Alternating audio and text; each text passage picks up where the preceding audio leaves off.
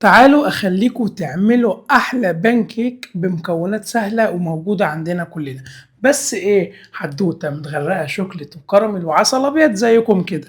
في بولة نبدأ نكسر فيها بيضتين صفار وبياض عادي وثلاث معالق من السكر، وكده كده السكر حسب الرغبة، ورشة فانيليا، ونبدأ نديها ضربة حلوة. بعد كده هنجهز حوالي نص لتر من اللبن ونبدأ ننزل بيه كده كله مرة واحدة ونكمل تقليب. هات بقى معلقة صغيرة من البيكنج باودر وكوبايه ونص من الدقيق وتبدا تقلب كده تقليبه حلوه، وخلي جنبك شويه على جنب عشان ممكن يكون خفيف معاكم.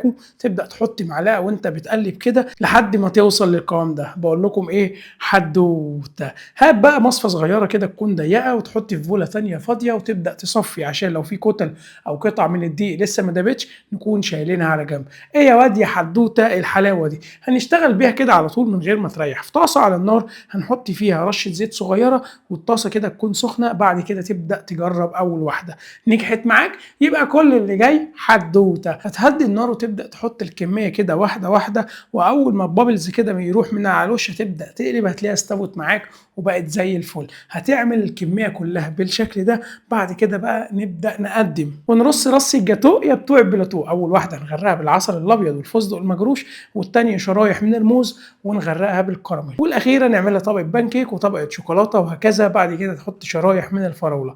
كل وادعي لي ما تنساش تعمل سيف للحلقه دي لانك هتحتاجها حاجه اخر دلع. ببيضتين وكوبايه دقيق عملنا شويه بانكيك. بس ايه، حدوته. اعمل سيف للحلقه دي، اشوفكم في حلقه جديده، سلام.